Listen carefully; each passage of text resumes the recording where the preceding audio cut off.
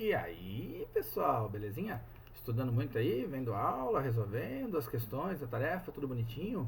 Espero que sim, né? Tá? Vamos conversar um pouquinho hoje aqui sobre esse negócio aqui, ó, segundo a lei de Ohm, tá? Ai, senhor, onde tá isso aí?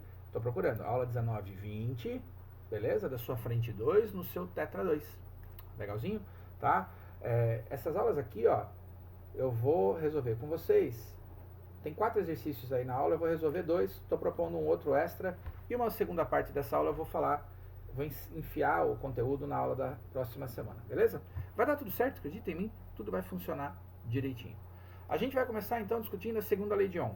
A professor nem lembra a primeira é o URI, U igual a R vezes I. Tá? A primeira lei ela vai falar pra gente sobre o comportamento do nosso resistor quando a gente estabelece uma diferença de potencial nos terminais dele. Professor, como assim comportamento? Vamos transformar o resistor em uma pessoa, né? Quanto ele deixa passar de corrente quando eu estabeleço uma DDP? Tá? A ideia é essa. Estabeleço uma DDP, passa uma certa corrente. Se eu dou pouca DDP e passa muita corrente, é porque esse resistor tem pouca resistência à passagem da corrente elétrica. Tá? Então ele deixa passar um monte de elétron, mesmo que eu tenha uma pequena diferença de potencial. Quando eu preciso colocar muita DDP para passar essa corrente, é porque a resistência dele é maior, é mais difícil. A pergunta que a gente está fazendo é: por que a resistência desse aparelho é maior ou menor? O que torna um fio mais permissivo à passagem da corrente elétrica ou menos? Um condutor mais resistente ou menos resistente? E aí o Ohm chegou a essa conclusão aqui, ó, tá? Que a resistência elétrica ela é proporcional ao comprimento e inversamente proporcional à área de seção do condutor. Então a gente geralmente trabalha com fios que são cilíndricos, né? A resistência ela aumenta quanto mais comprido é o fio, maior o comprimento de fio, maior a resistência, e ela diminui se o fio for mais largo.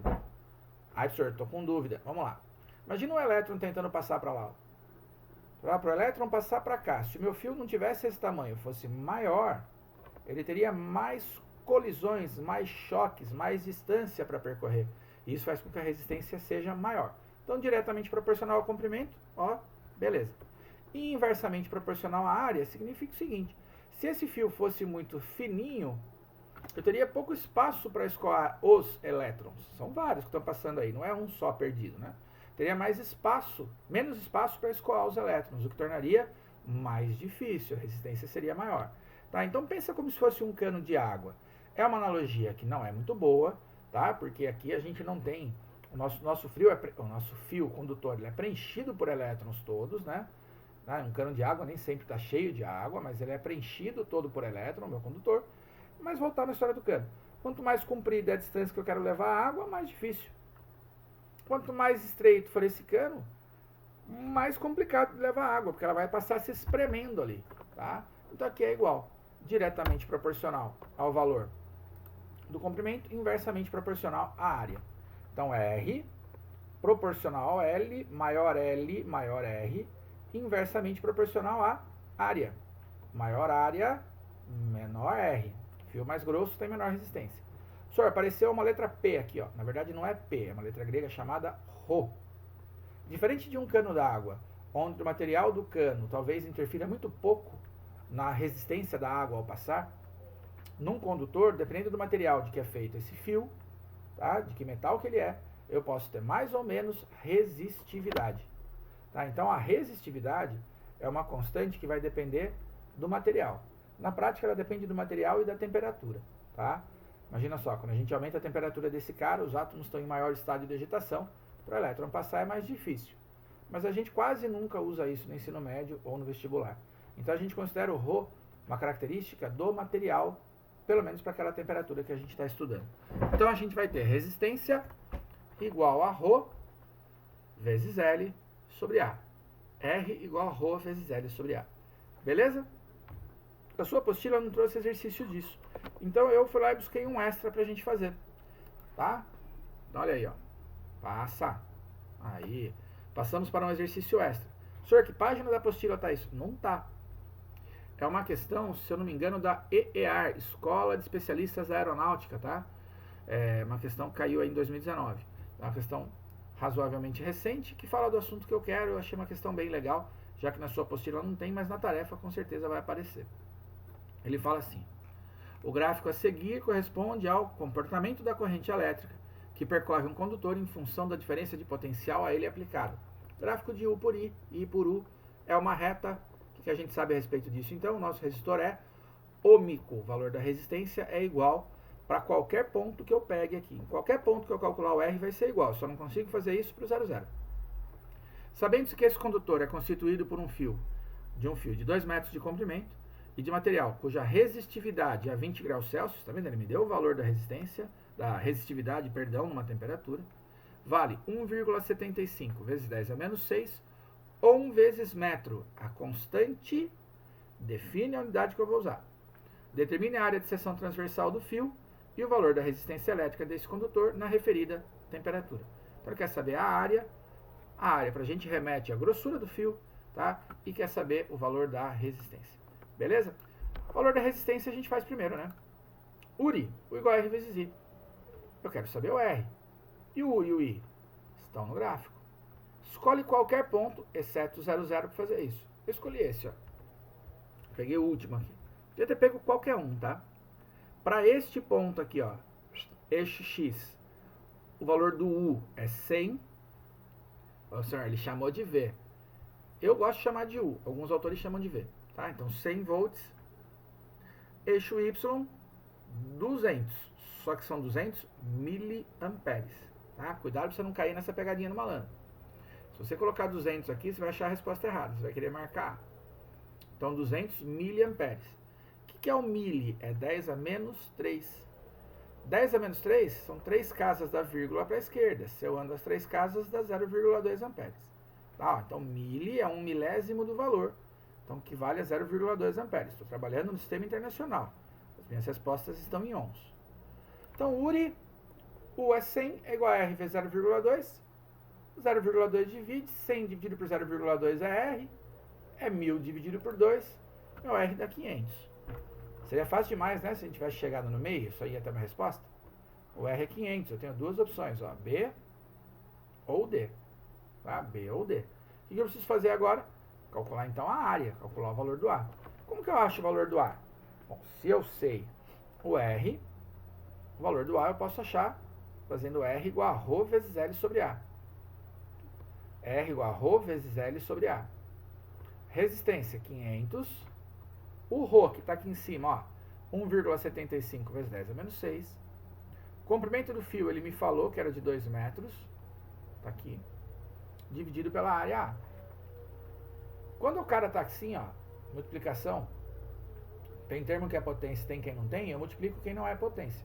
Então, 1,75 vezes 2. Daria 3,5.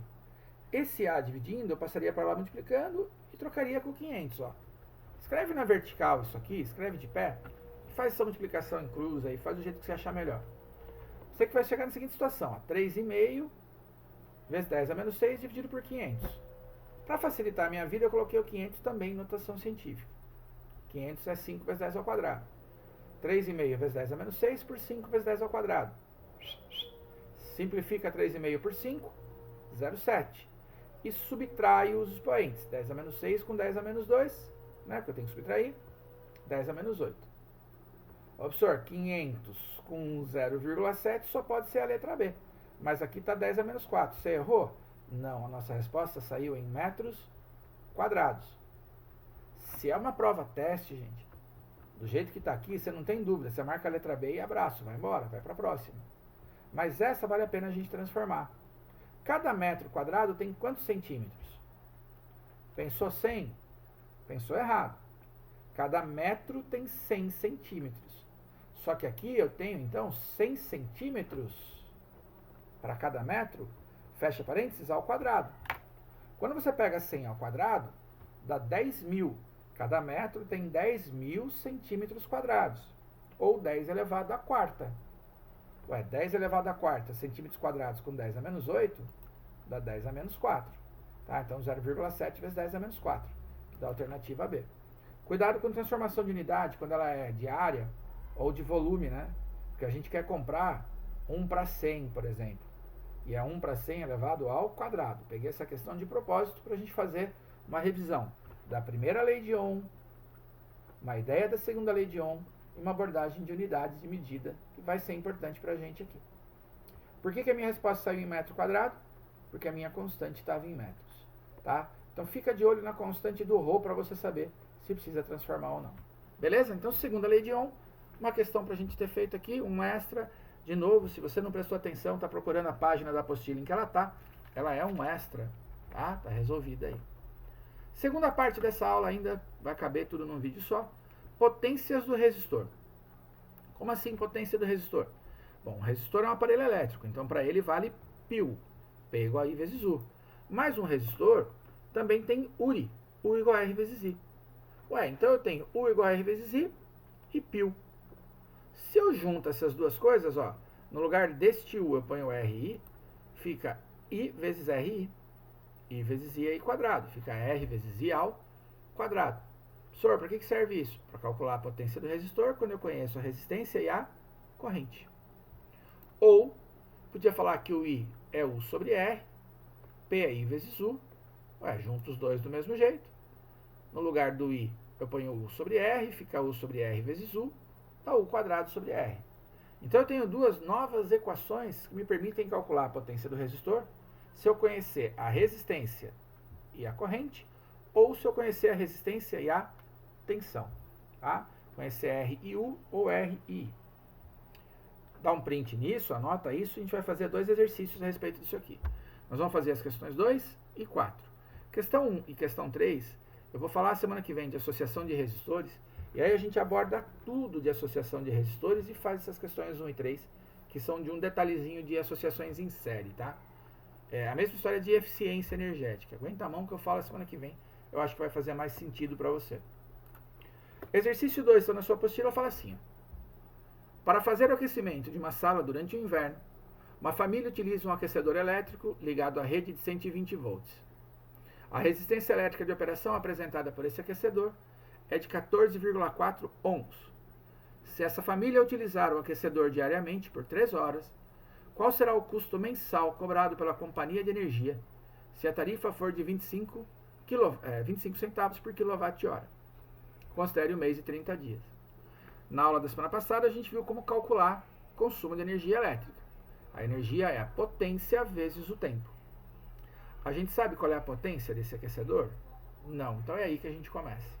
Como que eu calculo a potência desse aquecedor? Se é um resistor e eu conheço a tensão e a resistência, posso falar que a potência é U quadrado sobre R. P igual a U quadrado sobre R. Potência vai ser 120 ao quadrado dividido por 14,4, que é a resistência dele. Isso vai dar 14.400 por 14,4, famoso 1000. Só que eu preciso expressar esse cara em quilowatt para achar a minha energia em quilowatt-hora. Então a potência 1 kW. Beleza? Durante quanto tempo ele ficou ligado? Bom, fica ligado 3 horas por dia. E ele quer o consumo mensal, a gente considera um mês de 30 dias. 3 horas vezes 30, 90 horas. Então eu consigo determinar a energia que ele consumiu. Potência vezes o tempo. E igual a P vezes ΔT. Potência 1, tempo 90, 1 vezes 90, 90 mesmo. Então a conta de luz dessa pessoa vai indicar para este equipamento um consumo, tudo bem que a nossa conta não vem detalhada, né? Mas a parcela na conta de luz seria de 90 kWh para esse equipamento. Joia? Como é que eu faço para calcular o valor? Regra de 3. Se 1 kWh custa 25 centavos, 90 kWh custa X. Multiplicando em cruz, X vezes 1 é X, igual a 90 vezes 0,25. 0,25 vezes 90 dá 22,50, R$ 22,50. Alternativa B de Beyoncé, a cópia da Anitta dos Estados Unidos. Beleza, pessoal? Então, potências de resistor, tranquilo de fazer, vai juntar com o que a gente conversou na semana passada, de cálculo de potência, vai juntar com cálculo de corrente, às vezes, para a determinação de disjuntores. Vai ser um assunto bem interessante e a gente vai usar isso demais nas próximas aulas, quando a gente for inserindo equipamentos no nosso circuito. Joinha? Questão 4, uma questão do Enem, de texto gigante aí. Ele fala assim, ó, em um manual de chuveiro elétrico, e por que ele fala de manual? Você precisa procurar na sua apostila essas questões, hein? Lembra lá, aula 19 e 20, tá? procura lá. Em um manual, porque tem uma habilidade do Enem que é sobre leitura de manual. Então você tem que saber ler manual de instruções. Então vira e mexe aparece isso. Informações sobre algumas características técnicas. Não estou enxergando nada. Ilustradas no quadro, como a tensão de alimentação, a potência dissipada, o dimensionamento dos disjuntores ou fusível e a área da seção transversal dos condutores utilizados. Manual de instalação de um chuveiro. Tá, então tá tudo aqui. Modelo A, modelo B, tensão, 127 ou 220. Aqui é desligado. Aqui é primeira temperatura, sei lá, tipo morno, quente, muito quente. Tá? Disjuntor ou fusível, seção do condutor. Por que seção do condutor? Se eu tenho um fusível aqui, ó, um cara que está trabalhando em 127 volts, ele demanda uma corrente maior, 50 amperes em relação a 30. Para poder passar 50 amperes nesse fio, ele tem que ser mais grosso. Tá? Vai lá. Uma pessoa adquiriu um chuveiro do modelo A e, ao ler o manual, verificou que precisava ligá-lo a um disjuntor de 50 amperes. No entanto, intrigou-se com o fato de que o disjuntor a ser utilizado para uma correta instalação de um modelo B devia possuir amperagem 40% menor. Tá vendo aqui, ó, 50 e esse é 30. Por quê? P igual a I vezes U, PIU, tá? Se eu tiver a mesma potência para os dois e um tiver com maior tensão, eu preciso de menos corrente. Qual é a vantagem, então, da gente usar equipamentos de grande tensão, de grande potência, perdão, em tensão de 220?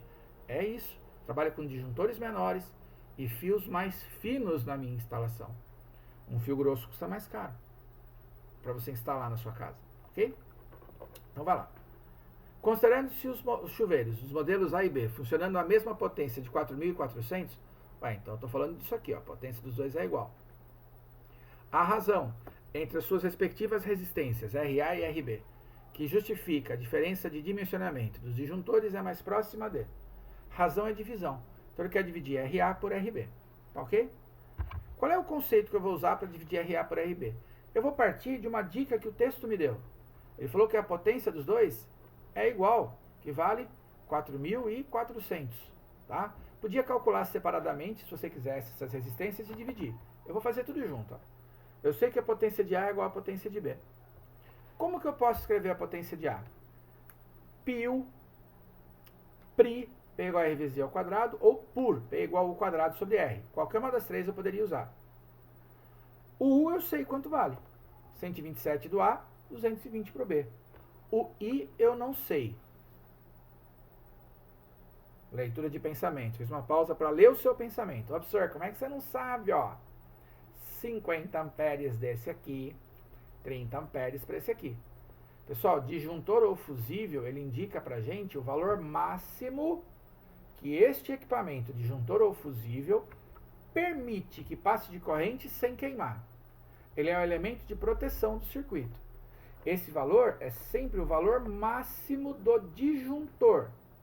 Eu não sei se o meu equipamento está funcionando no limite. Deu para entender? Se você vier aqui, pegar essa potência e aplicar em 127, eu não sei se isso vai dar 50.